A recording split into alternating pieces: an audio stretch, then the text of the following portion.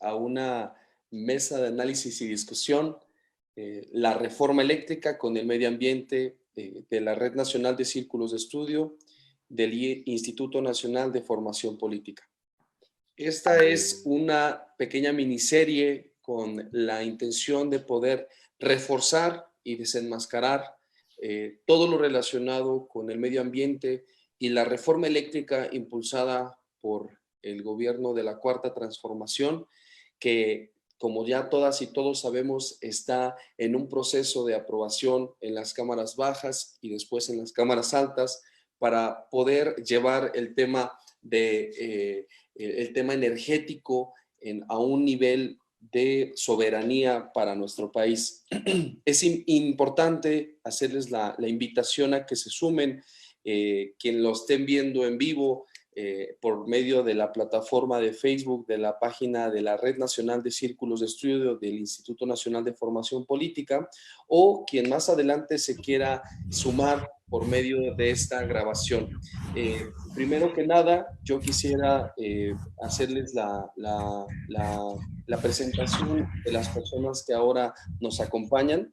Tenemos aquí a dos compañeras y un compañero que forman parte del sector medio ambiente del Instituto Nacional de Formación Política, que estarán colaborando en esta primera mesa de análisis y discusión. Esta mesa de análisis y discusión tiene como objetivo dar una entrada, dar una introducción al respecto de lo que se está hablando en los medios de comunicación, pero también de qué forma se está defendiendo la oposición que están obviamente por la reforma eléctrica, en contra obviamente de la reforma eléctrica, que uno de los temas importantes es el tema medioambiental. Como ya les mencioné, uno de los objetivos principales de esta miniserie de mesas de análisis y discusión será la de desenmascarar esas falsas noticias al respecto de la reforma eléctrica, contra el medio ambiente, como mal la llaman la reforma eléctrica sucia, como la llama mal la oposición, y pues también para demostrar que con esta iniciativa se pretende buscar la tan obligada transición energética. Mi nombre es Abraham Yuma y pues les hago la cordial invitación a todas y todos. Tenemos aquí en el panel, aquí en la transmisión en vivo, al compañero Mayolo Hernández, a la compañera Cori Esquinca y a la compañera Ana Lluvia. En unos momentos vamos a darles la oportunidad a ellos y a ellas para que nos puedan dar una introducción al respecto de este tema que es tan controversial y que es importantísimo que nos podamos informar y que nos podamos llevar a la discusión al respecto del tema medioambiental.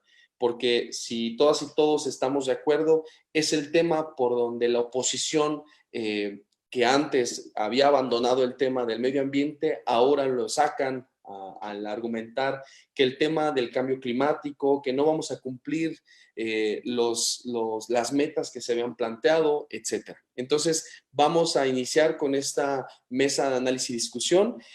Vendrán más adelante, pero eso se los comentaremos al final de la transmisión. Primero le damos la palabra a la compañera Cori Esquinca para que nos dé unas palabras de introducción al respecto de esta mesa de análisis y obviamente lo que tiene que ver la reforma eléctrica con el medio ambiente. Adelante, compañera. Hola a todos, buenas noches. Hola, Abraham, gracias. Bueno, pues para poder empezar a hablar de medio ambiente y de la reforma, tendríamos que ver la primera reforma que sucede en el 2013. Después de una serie de reformas estructurales en la que se justifica que México tiene que cumplir con las obligaciones internacionales de la reducción de carbono para poder acceder a ciertos beneficios. Estos tratados internacionales se firman de repente, se hacen las reformas estructurales, se cambian las leyes, se cambia la ley de energía, se cambia la ley de hidrocarburos, de la industria eléctrica, y como consecuencia se va privatizando poco a poco el sector. Con la privatización del sector suceden muchas cosas. Se les quita el interés público a la gente de solicitar más información sobre las causas y los daños del medio ambiente.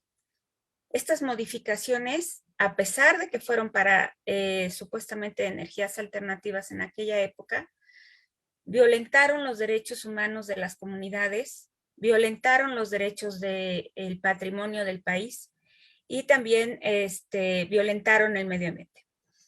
¿En qué sentido sucedió todo esto? Bueno, las comunidades indígenas, junto con la modificación de la ley energética, también se modifica la ley agraria.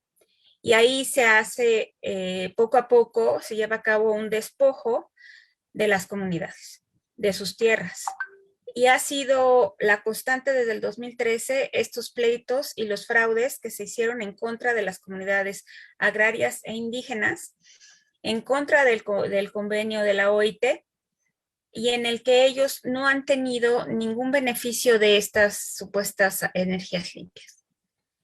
También cuando se les autorizan estas concesiones leoninas, nunca se les hacen los impactos ambientales extensivos que eran necesarios. Entonces hay pérdida de biodiversidad, hay pérdida de aves, desmonte, deforestación, alteración de los ciclos del agua, cambios climáticos, microcambios climáticos, que son muy importantes porque estás hablando de zonas que dejaron de producir y que también dejaron de recibir. Hay campesinos que hoy reciben 8 pesos por hectárea, ¿no?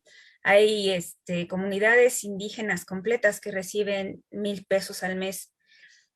Y los que deberían de recibir más tienen adeudos las compañías energéticas enormes, ¿no? De miles de millones.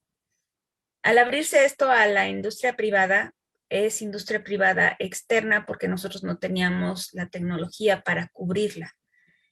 Entonces, estas empresas privadas pues llegan con un tono de colonización, de destrucción, del típico aprovechamiento y me llevo todo y no me importa cómo deje el medio ambiente. No hubo consultas populares sobre las manifestaciones de impacto ambiental porque no hubo manifestaciones. Las concesiones mismas son ilícitas, se otorgaron sin concursos. Entonces, lo que esto ha ocasionado es que veamos que las energías limpias, para empezar, no son tan limpias y que sin la regulación adecuada, estas energías limpias hacen más daño que bien. ¿Por qué es así? Porque, bueno, aparte de todo lo que está sucediendo en el sector, de que ellos no tienen porteo, de que están robándose las instalaciones de la CFE, aparte de eso, han dejado su basura. Están produciendo residuos y México no tiene manera de tratarlos, ¿no? Entonces, por ejemplo, los residuos de la industria eléctrica alternativa de los paneles solares son altamente peligrosos. Residuos peligrosos que no tienen confinamientos el día de hoy, que la CFE tenía confinamientos para sus transformadores en algún momento, pero pues que son lugares en los que realmente no se atiende el residuo. Entonces, todas esas cosas están pasando desde el 2003. Cuando la derecha nos dice es que tu reforma va a contaminar, pues no es cierto. Tu reforma contaminó desde el 2011, desde el 2010 que se empezaron a modificar las leyes agrarias.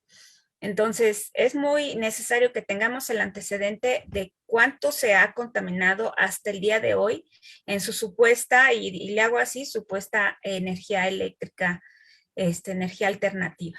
Se cerraron también plantas que sí eran energéticamente, ambientalmente más baratas y menos contaminantes. Esto es una huella ambiental que ya estaba hecha, como es una presa, se cerró y entonces desmontaron zonas completas en el istmo de Tehuantepec para poner su energía eólica que pues ha depredado el medio ambiente de una manera muy seria.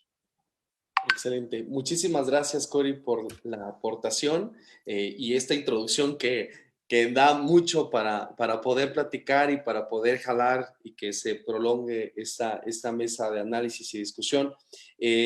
Damos la palabra ahora al compañero Mayolo, si les parece, para que él nos pueda dar una introducción también para poder entrar un poco al tema. Adelante, Mayolo, tienes el micrófono.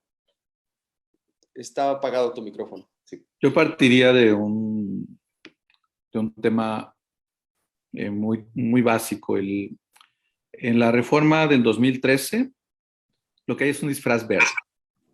O sea, se utiliza el concepto de lo verde para que la industria privada, tal cual se llama, pusiera un pie en la posibilidad de que México tuviera soberanía eléctrica. Minimizas o disminuyes la capacidad de la CFE y de otros actores, no solo la CFE, para poder entrar al mercado. Entonces, es abiertamente es abrir el mercado a la industria privada de la producción de energía eléctrica. Y desde mi punto de vista, hay, así como lo relata Cori, hay 3 niveles de impacto. Un primer nivel de impacto de las industrias energéticas limpias, si tomamos, por ejemplo, el caso de las eólicas en el Istmo, donde hay más de 32,000 hectáreas, más de 1,600 turbinas en esa zona, son la fragmentación del hábitat, la afectación al paisaje y una escasa generación o una escasa interacción, escasa generación de empleos con las comunidades o con la propia región. Un segundo nivel de impacto no tiene que ver realmente con el medio ambiente en temas de manejo de residuos, pero tiene que ver con el impacto sobre la tierra, sobre la tenencia de la tierra y sobre el acceso y disfrute del territorio de los pueblos indígenas y las comunidades.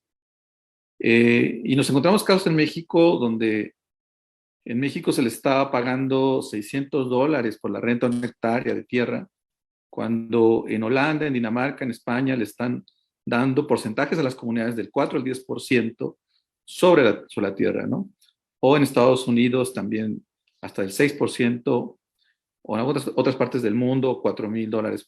Y aquí un engaño, sí, poniéndole el valor a la tierra por el uso simplemente de poner una torre, despojando, con consultas a lo mejor simuladas, pero ahí estaban, pero sin tomar en cuenta las comunidades.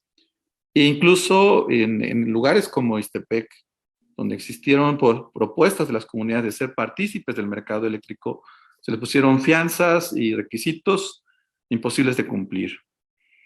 El otro impacto de esta reforma eléctrica del 2013 tiene que ver con esta capacidad de generar energía, de amarrar a la CFE y con ese pretexto entrar al mercado y tener acceso a los mecanismos de desarrollo limpio, evadir una serie de impuestos y demás para poder tener estos accesos.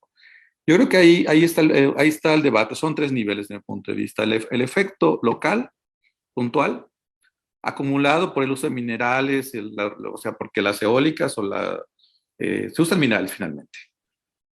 Y él no toma en cuenta las comunidades en el impacto regional y luego el impacto que tiene esto sobre la soberanía energética nacional.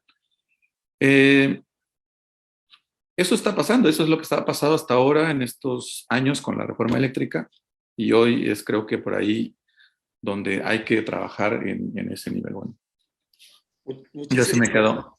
Muchísimas gracias, Mayolo, por tu aportación para empezar esta sabrosa discusión. Le damos la palabra ahora a la compañera Ana Lluvia para que nos pueda dar también su primera impresión al respecto de este tema y obviamente abordando esta generalidad al respecto de la reforma eléctrica en términos ambientales. Adelante, compañera. Hola, Abraham, buenas noches a todas y todos. Gracias por acompañarnos en este espacio. Bueno, pues la historia de la humanidad ha estado marcada por la disputa de los medios materiales para la producción de bienes y servicios que satisfacen las necesidades materiales de las sociedades. Recientemente hemos sido testigos de invasiones militares que han dejado miles de muertes en el mundo. Irak, Afganistán, Libia y un largo etcétera son los terribles ejemplos de lo que los grandes imperios son capaces de hacer por conseguir los recursos necesarios para poder mantener sus economías en crecimiento. Los beneficiarios directos de la apropiación de los territorios han sido los dueños de las grandes empresas. Basta recordar que el precio de las acciones de Tesla subieron tremendamente cuando se promovió desde Estados Unidos un golpe de Estado en Bolivia contra el presidente Evo Morales. En este contexto, el capitalismo neoliberal ha diseñado distintos métodos, algunos menos salvajes que otros, pero finalmente devastadores para los pueblos que los padecen. En el caso de México, la reforma energética de Peña Nieto en el 2013 colocó a la Comisión Federal de Electricidad en una situación de vulnerabilidad, ya que al fortalecer a los organismos reguladores y dar apertura a las inversiones privadas, la CFE quedó relegada de su papel como productor de energía. La reforma consideró como estratégica la transmisión y distribución de la electricidad, pero no su producción, y de esta manera la parte más costosa del sistema eléctrico sigue siendo una responsabilidad del Estado, mientras que la parte más rentable queda bajo el control de los privados, sin que esto les resulte suficiente. Se generaron los arreglos legaloides suficientes como para garantizar el hundimiento de la planta productiva de la CFE y así la calidad de la energética de la producción, conducción y distribución de la energía eléctrica quedaron en manos del mercado. No fue necesaria una invasión, bastó con toneladas de billetes a los dueños de los medios de la propaganda masiva para lograr instaurar en el imaginario común la idea de que la electricidad no debía de ser un sector estratégico, ni un derecho tampoco para los mexicanos, sino una simple mercancía a merced de las fuerzas del mercado.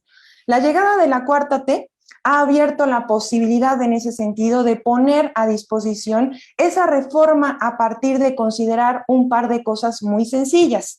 La electricidad es el medio para acceder a los derechos humanos y de bienestar. Por ejemplo, el derecho a la alimentación, el derecho a la alimentación sana y de calidad, el derecho a la educación, el derecho a la salud, el derecho a la vivienda digna, entre muchos otros, ¿no? Ya que mediante el uso de la energía eléctrica, pues podemos acceder a ellos. Hoy mismo estamos conectándonos gracias a la electricidad, ¿no? Hasta aquí mi participación. Muchísimas gracias, Lluvia, muchísimas gracias por el comentario. Y pues bueno, agradecerles a todas y todos los que nos están siguiendo en esta transmisión en vivo. Los saludamos a todas y todos los compañeros, saludos de Atlacomulco, saludos a los compañeras y compañeros de Veracruz, saludos a la Red Estatal de Círculos de Estudio de Chihuahua, que nos manda saludos también, saludos desde Coahuila. Les agradecemos a todas y todos el que estén presentes y el que estén siguiendo este tema que es fundamental, porque como bien lo dicen aquí en sus comentarios, la reforma eléctrica va. Y esta reforma eléctrica tiene que ir, pero tiene que ir fundamentada, tiene que ir bien argumentada, tiene que ir con las bases bien claras para que cuando nos estemos de frente con la oposición, con aquellos que todavía dudan al respecto del proyecto de nación, podamos tener esta fortaleza.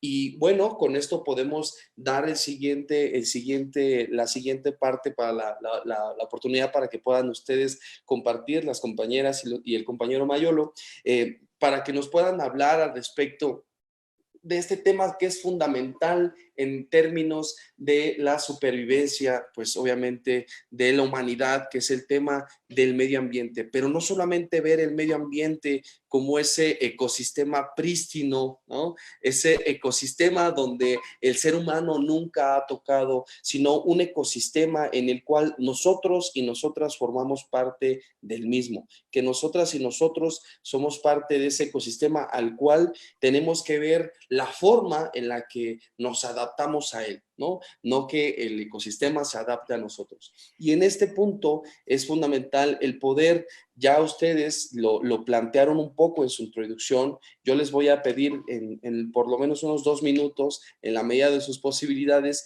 que nos puedan hablar un poco al respecto de qué fue lo que pasó con la reforma eléctrica del 2013, esta reforma eléctrica que se dio a través del Pacto por México, que algunos dicen el Pacto contra México, en el que PRI, PAN y PRD se sumaron para poderle dar ese banderazo a esta reforma, y que modificaron, y que a partir de entonces, pues el tema energético, y no solamente el tema energético en el caso de la CFE, sino también el tema de Pemex fue modificado. Pero yo quisiera preguntarles, ¿cuáles fueron esos impactos en términos ambientales que se generaron a partir de esta reforma eléctrica del 2013? Y pues si podemos serlo concretos y concretas, para que las compañeras y los compañeros nos podamos centrar en análisis, porque es necesario dar un paso hacia atrás para poder entenderlo bien. Si les parece bien, arrancamos con el compañero Mayolo. Vamos a irlo sorteando un poco para que se pueda ir dando la discusión. Te damos el micrófono, Mayolo. Adelante. Sí, yo creo que el principal impacto sí es en perder soberanía sobre el recurso eléctrico en general. Y o sea, estamos hablando que en el periodo, en los últimos años, de la reforma para acá, lo que había eran subastas. No estábamos pensando, o no se pensó en el país en función de una reforma donde lo que se discuta es el abastecimiento por parte del propio Estado. Si nos intentamos a un esquema de subastas en aquella época, ¿no? Entramos a un esquema de mercado eléctrico de mayoristas, donde se le negó el acceso a las comunidades, a los pueblos de producir energía, ¿no? Eso era desde el gobierno, ¿no? Y luego, lo que decíamos un rato, o sea, lo que sucedió en el Istmo, que creo que es el ejemplo que más se ha trabajado, de parques y parques, sin respeto a las comunidades, lo vuelvo a repetir, el disfraz verde, de decir que son verdes, de que sí son ecológicas, que son del mecanismo de desarrollo limpio. Y te das cuenta con los años que lo único que hicieron fue, además son energías que necesitaban forzosamente, hay un término que se me olvidó, pero que no son permanentes. O sea, en la noche no puedes producirlas, o en el caso de las solares, entonces tienes que recurrir a otras fuentes de energía y que las tenía que poner el Estado, ¿no? Entonces, ese es un impacto sobre tanto ecológico como social, socioambiental, es muy fuerte, ¿no?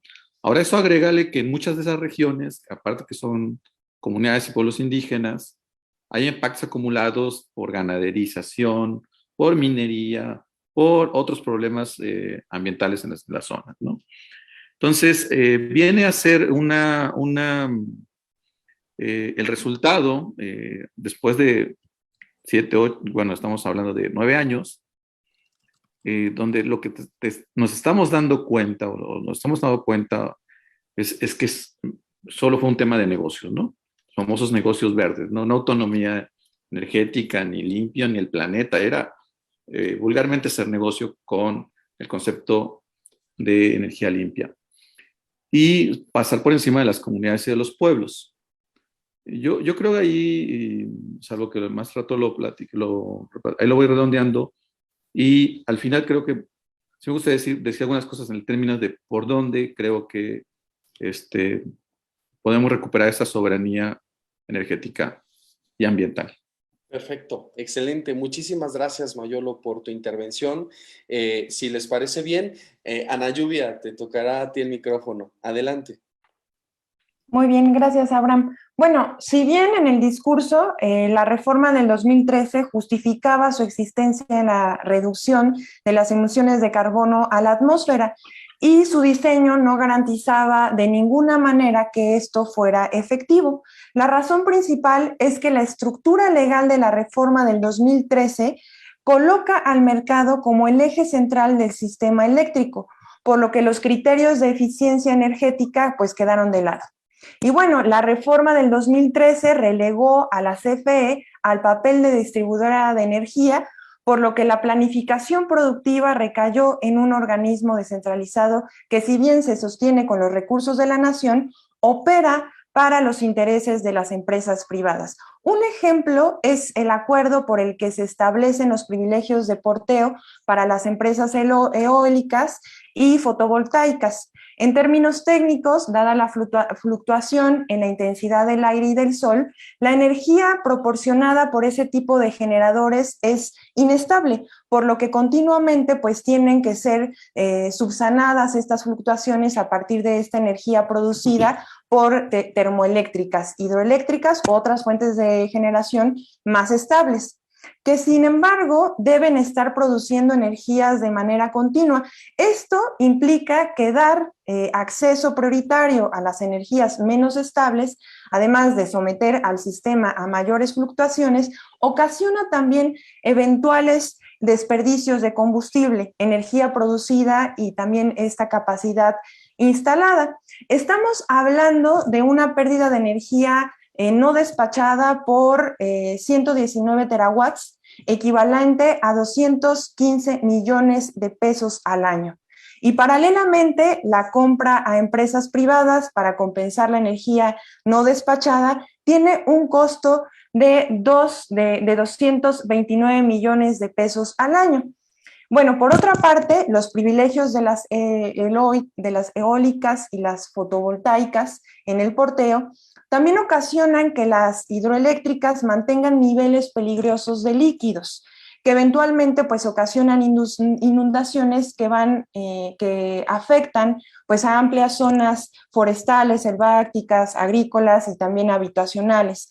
La ausencia de estas herramientas jurídicas en manos de la CFE para la planificación del sistema de generación de electricidad en el país nos coloca en una situación de vulnerabilidad frente a las fuerzas del mercado, es decir, ante la ambición de las empresas transnacionales que únicamente pues buscan beneficios económicos, como dijimos anteriormente. Y bueno, bajo los parámetros de la legislación actual, la transición a fuentes de energía renovables y limpias pues será más larga, difícil y costosa, en medida en que mientras la producción de energía eléctrica mediante fuentes de fósiles siga siendo la más rentable. Entonces, las compañías privadas seguirán beneficiándose de ese esquema. En resumen, la reforma del 2013 tiene un efecto pecuario. ¿Qué quiero decir con esto? Que se centra en la maximización de las ganancias monetarias de las empresas privadas, en detrimento, pues, de los intereses económicos del pueblo mexicano. Y adicionalmente existe un falso debate sobre la producción de energía limpia, ¿no? Ya que la CFE produce alrededor del 56% de la energía limpia que se consume en el país, mientras que los privados producen alrededor del 67% de la energía eléctrica que proviene de combustibles fósiles. O sea, que hasta ahora las cifras muestran que los privados son los que contaminan más en proporción con la energía que está produciendo la CFE. Excelente, muchísimas gracias, Lluvia, muchísimas gracias por tu aportación. Y sí, el tema es complejo. Vamos a cerrar esta pregunta y este punto de arranque que tiene que ver con la reforma eléctrica del 2013 y sus impactos generados del tema ambiental con la compañera Cori. Por favor, Cori, tienes el micrófono en tus manos. Gracias, Abraham. Pues sí, ya los compañeros hicieron un resumen excelente de todo lo que no trajo la reforma del 2013, ¿no? ¿Se acuerdan que nos decían que la energía va a ser más barata que el petróleo, la gasolina va a ser más barata y todo eso?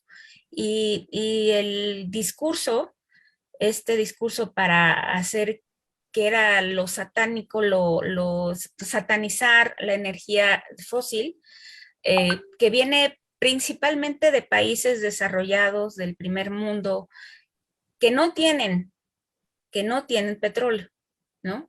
Y que ya es un asunto de colonización, de poder, lo estamos viendo ahorita con Rusia y con Estados Unidos. Es muy claro. Si no tienes petróleo, estás perdido. ¿Por qué? Pues porque estas energías que son más, en cierto sentido, más beneficiosas para el medio ambiente son intermitentes, no son seguras. Nos acordaremos del caso de Texas, cuando llega una helada y se quedan sin la mitad de su energía y tienen que utilizar el propio gas y dejar de vendernos a nosotros. Esta reforma que se llevó a cabo fue un asunto que nos llevó a perder la soberanía, el patrimonio ambiental y el patrimonio energético. Esas palabras son palabras que se deben de publicar más, que todos las manejemos. ¿Por qué?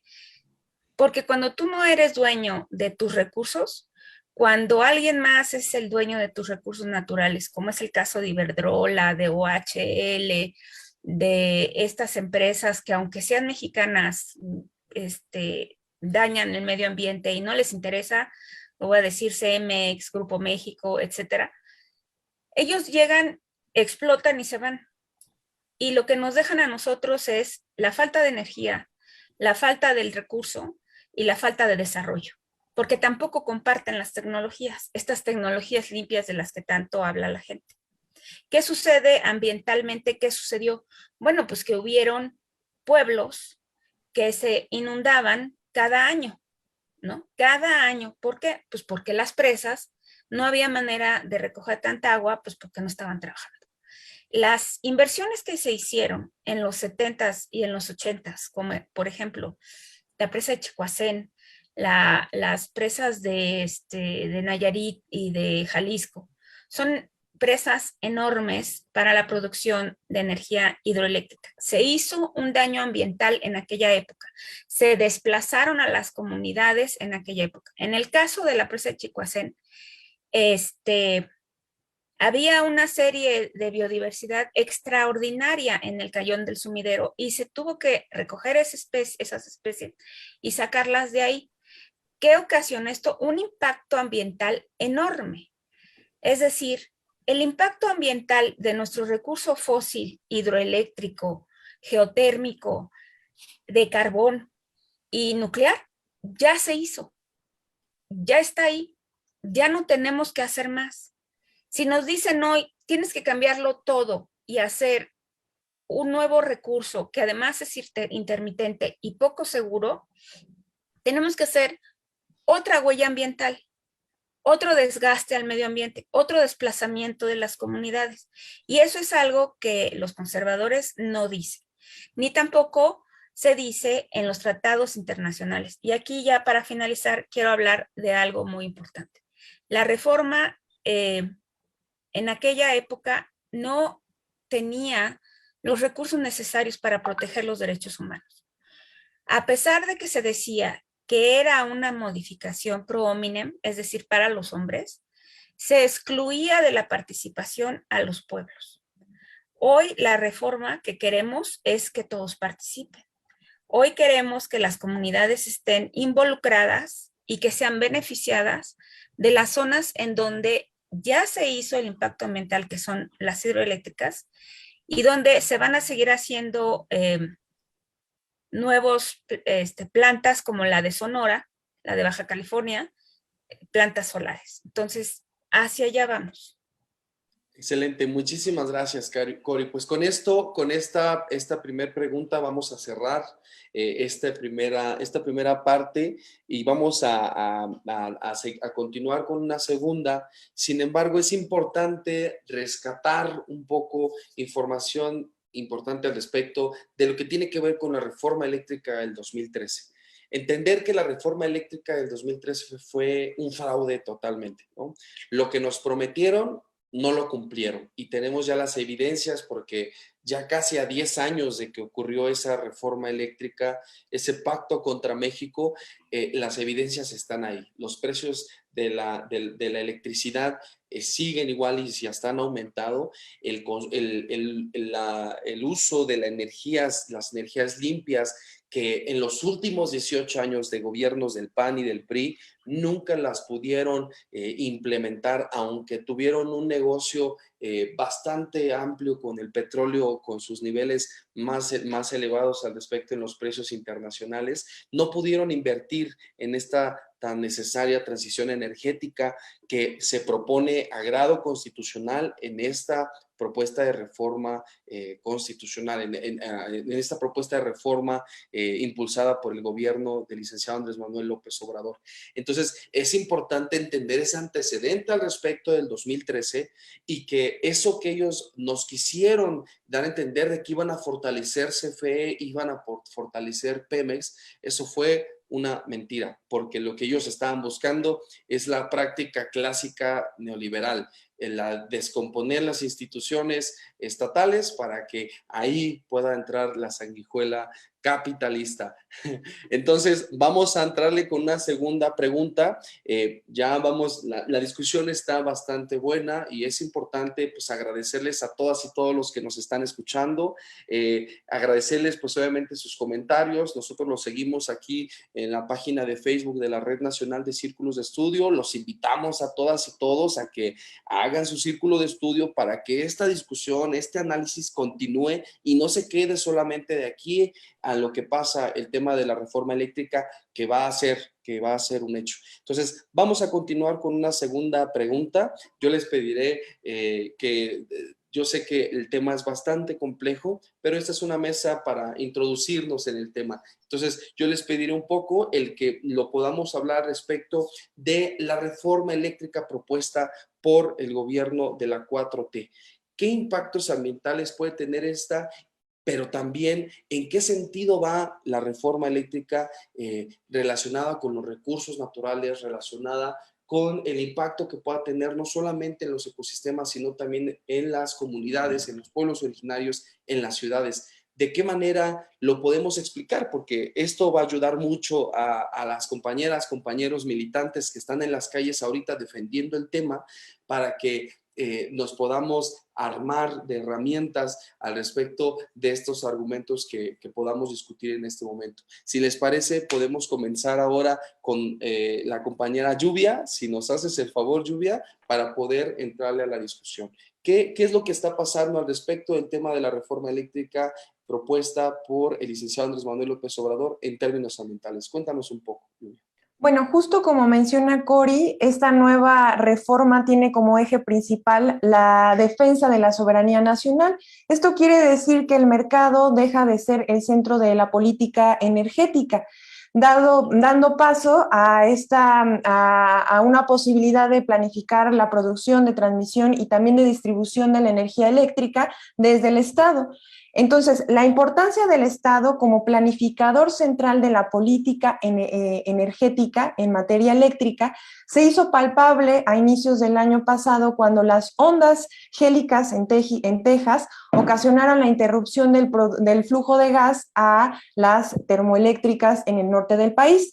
Y en esta ocasión, pues la nula capacidad de respuesta en términos técnicos de las empresas privadas provocó cortes de energía y también apagones que fueron subsanados rápidamente por la CFE, y estas pérdidas económicas para las empresas fueron cuantiosas, pero pensemos en un escenario en el que las interrupciones en el flujo de combustibles para la generación eléctrica o bien la operación de las plantas generadoras fueran producto de una estrategia de bloqueo o de boicot o de agresión a nuestro país. En un escenario de esta naturaleza, el desenvolvimiento de las actividades de nuestro país quedaría supeditado a la voluntad de las empresas o de gobiernos extranjeros. En ese sentido, la soberanía energética es un tema transversal en la nueva reforma eléctrica, ¿no? La reforma a los artículos 25 y 28 en materia de competencia económica modifican la actuación de los organismos autónomos como la Comisión Reguladora de la Energía, que actualmente controla los precios en el mercado eléctrico, y en el Centro Nacional de Control de Energía, que controla pues la interconexión. Y en estas modificaciones implican la entrada del Estado como planificador, pero también como regulador del sistema eléctrico y el reforzamiento de la soberanía energética.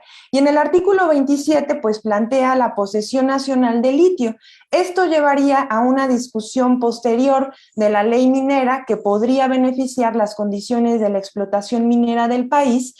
Y sin embargo, es necesario también reforzar el posicionamiento y también la politización de la población para poder presionar al Congreso en las futuras discusiones. Excelente, muchísimas gracias, Lluvia. Es un tema, pues como ya lo sabemos, al respecto de esta reforma eléctrica que necesitamos empezarlo a deshebrar un poco, porque hay cosas que no nos han dicho, más bien que sí nos han dicho, pero que necesitamos difundirlo, necesitamos nosotros distribuirlo en los círculos de estudio, en las calles, como estamos acostumbrados a hacerlos. Porque bien sabemos que los medios de comunicación tienen esa fama de transformar, de cambiar las cosas a sus intereses. Y como ya bien sabemos, para ellos no les conviene nada que México tenga soberanía energética. Y obviamente eso tiene el impacto inicialmente en términos ambientales, pues porque esas energías limpias realmente pues tan limpias no lo son, solamente lo son en términos de los gases de efecto invernadero, pero no solamente los gases de efecto invernadero contaminan. Bueno, vamos a darle una segunda vuelta. Cori, si nos haces el favor, tú tendrías el micrófono en este momento, hablarnos al respecto de lo que en términos ambientales tiene que ver con esta reforma eléctrica propuesta por el gobierno de la cuarta transformación. Adelante, Cori. Pues sí, ya dijeron bastante de lo que está sucediendo. Para empezar, eso que acabas de decir me parece que se tiene que recoger. Es nuestro deber entender y pasarle a los compañeros de qué se trata, cuáles son los beneficios que tenemos como consumidores, como personas y como país, ¿no? Lluvia habló de la importancia del patrimonio nacional y de la soberanía. Hoy creo que nos queda muy claro que a los países débiles les quitan hasta el petróleo, su única subsistencia, y a los países fuertes les piden permiso, ¿verdad? Entonces, en ese sentido, y nosotros siendo vecinos de quien somos, necesitamos asegurar que sea el gobierno que sea, el gobierno que llegue, no van a poder volver a privatizar la energía eléctrica. ¿Por qué? La energía eléctrica es parte, como lo propone esta reforma muy importante, de una vida digna. Si tú no tienes energía, no puedes tener una vida digna, porque necesitas cualquier cantidad de cosas, ¿no? No lo vamos a poner a enumerarlas, pero es tu derecho, como cuando se modificó el artículo 4 para que la gente tuviera derecho al agua. El agua dicen que el derecho es que tiene que ser potable, accesible y asequible. ¿Qué significa esto? Que la pueda tomar, que no esté muy lejos de mi casa y que no esté carísima. Si nosotros continuábamos con la situación en la que nos puso el neoliberalismo, el día de mañana, es más, el día de hoy nos hubiera costado 50 pesos el litro de gasolina. ¿Por qué? Pues porque no va a ser nuestra. Porque ahí van, ¿no? Ese era el camino que querían por el cual llevarnos. ¿Qué tiene que ver esto con el medio ambiente? El medio ambiente somos todos, es lo mismo, el derecho a la naturaleza y nosotros somos uno. El derecho a una vida digna sin la naturaleza, sin el agua potable, sin la energía eléctrica, pues es imposible.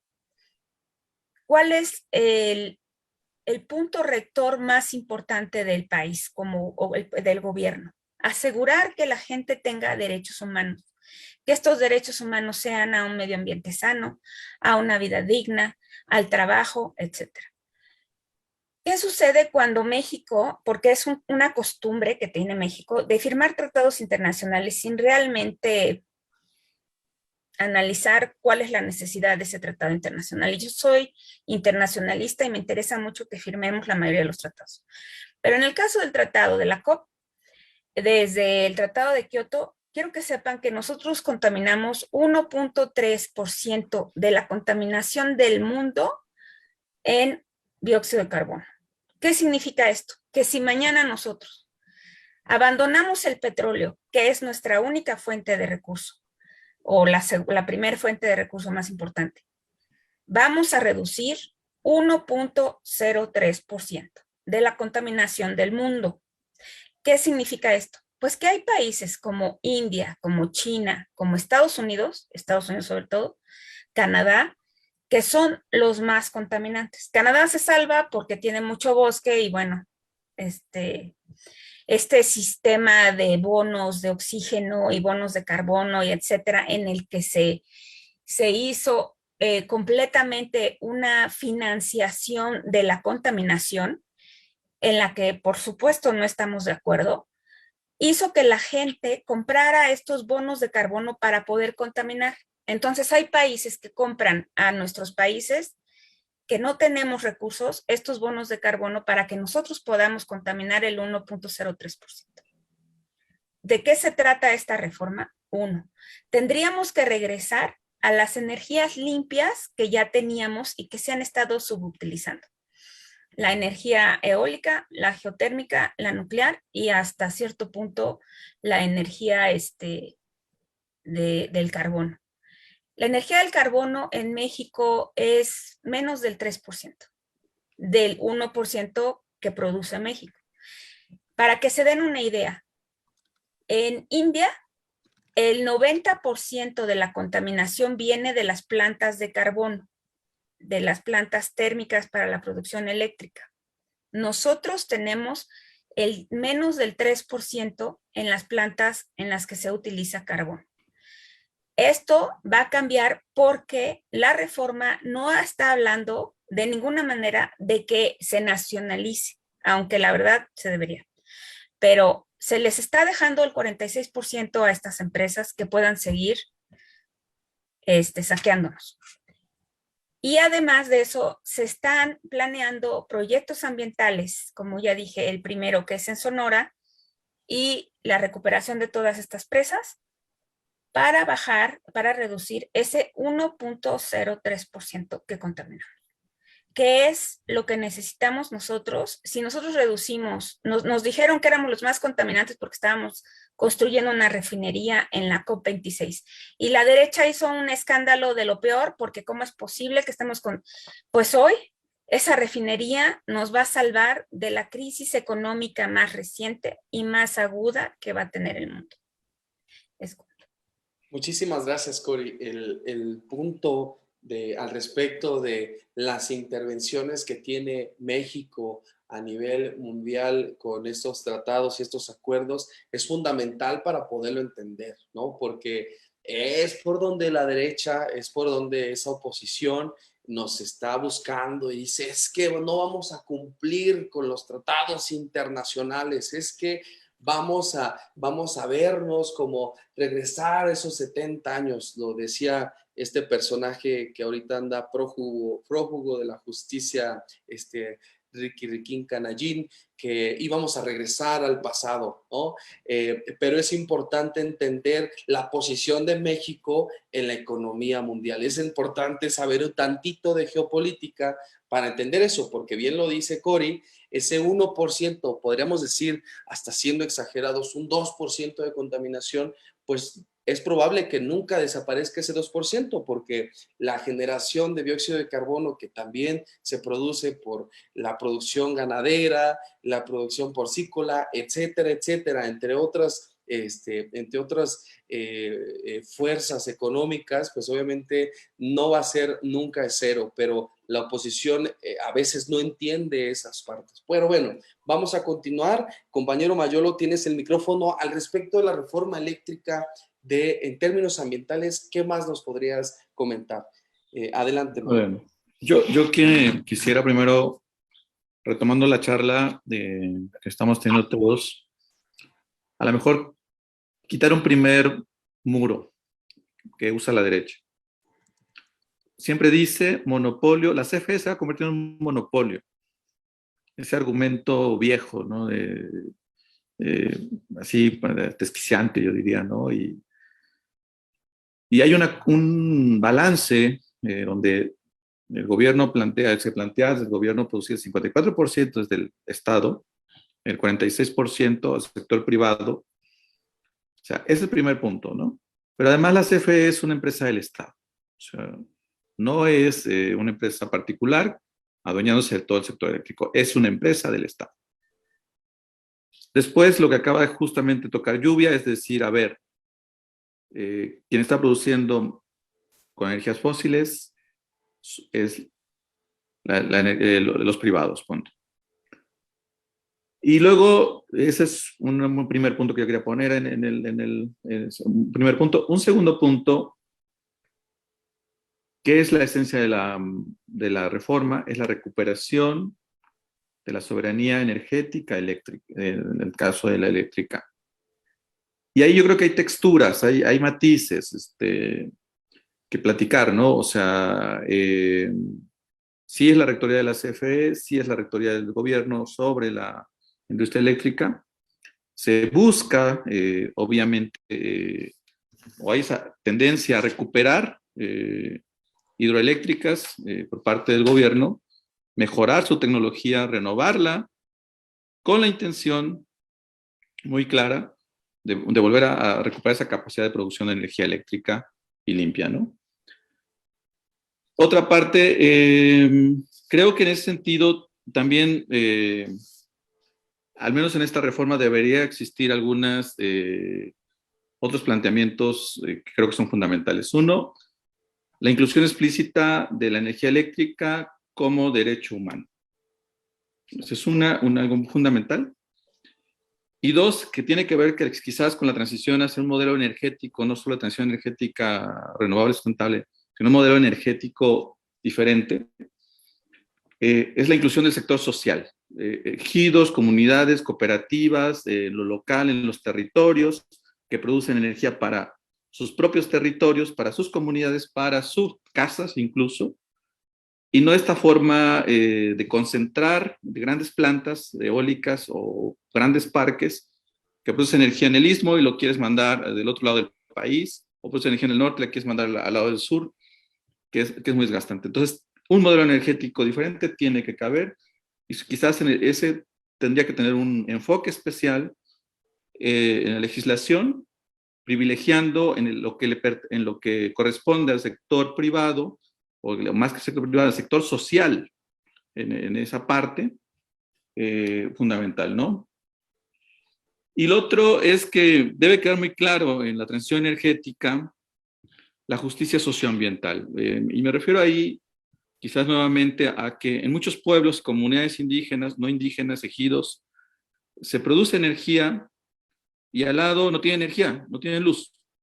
Así, de plano. O sea, en muchas partes del país suceden esas cosas. Y deberíamos de tener la capacidad, tanto la CFE, el gobierno, las instituciones, de que eso no suceda. Pero además de que esa cierta riqueza que existe de la generación de electricidad en los pueblos de las comunidades donde está el recurso, que se quede ahí para poder darle cabida a procesos de desarrollo más equitativos, ¿no? Justicia climática, esencial con la transición energética. Y yo creo ahí mismo, o sea, en esa parte es fundamental el trabajo con comunidades, porque la soberanía energética eléctrica se tiene que dar en dos sentidos. La rectoría del Estado, una proporción muy grande como la que está planteando, del 54% o 56%, no recuerdo el número exacto, y otra parte en el sector social, en las comunidades y en los territorios y con energías renovables, y hay que trabajar en ciertas tecnologías para evitar la intermitencia. Creo que desde ahí no olvidar los derechos fundamentales de las comunidades indígenas cuando sean proyectos del Estado o proyectos de privados, no olvidar los derechos como consulta indígena, como el derecho al territorio, etcétera, etcétera, etcétera. En ese sentido va mi cuestionamiento.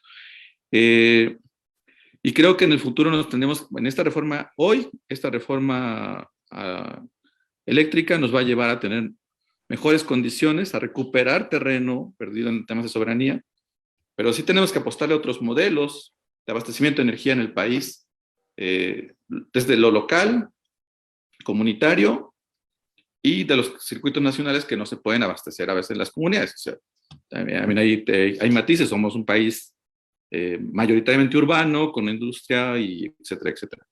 Pero sí, creo que desde ahí yo marcaría mi intervención en este tema. Excelente, excelente. Muchísimas gracias, Mayolo. Y pues bueno, compañeras, compañeros, ya tenemos ahí nada más un par de minutos para poder concluir. Le voy a pedir a los compañeros ponentes en esta mesa de análisis y discusión introductoria de la reforma eléctrica con el medio ambiente, para poder cerrar un poco al respecto de esta primera mesa que vamos a tener en esta miniserie que se plantea desarrollar en el transcurso de las siguientes semanas, todos los miércoles a la misma hora, con la intención de poder reforzar el tema del medio ambiente al respecto de la reforma eléctrica, para que podamos cerrar con broche de oro y cuando la reforma sea, poder tener argumentos para poderla discutir en casa, poderla discutir en la calle, poderla discutir con los amigos y obviamente también en nuestras círculas y círculos de estudio. Entonces, les voy a pedir de la misma manera como empezamos, que por medio de una intervención muy breve, que concluyamos para que permitamos, yo sé que todas y todos los que están pendientes en la transmisión en vivo, agradecerles de nuevo que están aquí. Yo sé que ya estamos picados con la discusión, pero es necesario dejarlo para la siguiente. Entonces, por favor, te voy a pedir, Cori, si me haces el favor de concluir un poco con esta primera mesa de análisis y discusión. Adelante, Cori. Bueno, como conclusión, yo diría que hay que tener cuidado con estas energías limpias. No hay que escuchar y creer todo lo que se dice de ellas. No es así. Es una huella ambiental nueva que tenemos que controlar. Esa es la primera. La segunda, en el asunto del litio, es completamente una huella ambiental nueva en la que tenemos la gran oportunidad de intervenir como sociedad para que estos proyectos tengan mitigaciones y del impacto y del riesgo ambiental. Y por último, yo los invitaría a que vayan conociendo de qué se trata, vayamos defendiendo la reforma energética y la reforma y la transición a las energías alternativas que le convengan a México. Hay que condicionar a las empresas a que dejen el dinero aquí, a que compartan la tecnología y que no nos traigan basura. Que si quieren poner 50,000 plantas solares, pues que se lleven sus baterías y sus cascareles y sus PCBs. Eso es algo, junto con los coches, eso es algo que nosotros tenemos que exigirle a estas empresas privadas que han estado contaminando el país. Excelente, muchísimas gracias, Cori. Te damos la palabra, compañera Lluvia, por favor, adelante. Bueno, considero que el planteamiento de la reforma eléctrica es sin duda positivo porque el Estado retoma la rectoría, pero también es cierto que puede ser mejor y en ese sentido considero que la inclusión del papel de las asociaciones populares, ejidales, las cooperativas, la producción de energía en asociación con el Estado es un tema pertinente que tiene la posibilidad de potencializar el acceso de la energía eléctrica desde el enfoque de los derechos humanos y que también pues es una oportunidad para reafirmar al Estado como representante de los intereses populares, como garante de la soberanía y así como también del acceso a los derechos humanos y también a su disfrute pleno, como lo mencionaba Cori. También decir que estos espacios pues justamente tienen la intención de abrir el diálogo, de proponer justamente estas ausencias que tiene la propia reforma y en ese sentido me parece sumamente importante que estas mesas y en muchas otras partes se estén dando para poder defenderla, acompañarla y bueno, decirles solamente que asumamos nuestro papel histórico y que nos convirtamos en voceros y en esta máquina de propaganda que permita hablar pues con compañeros, con compañeras, y bueno, también asumirlo con felicidad, con orgullo, con creatividad, con valor, pero sobre todo también con amor, yendo a la calle y hablar sobre la reforma eléctrica. Es cuanto.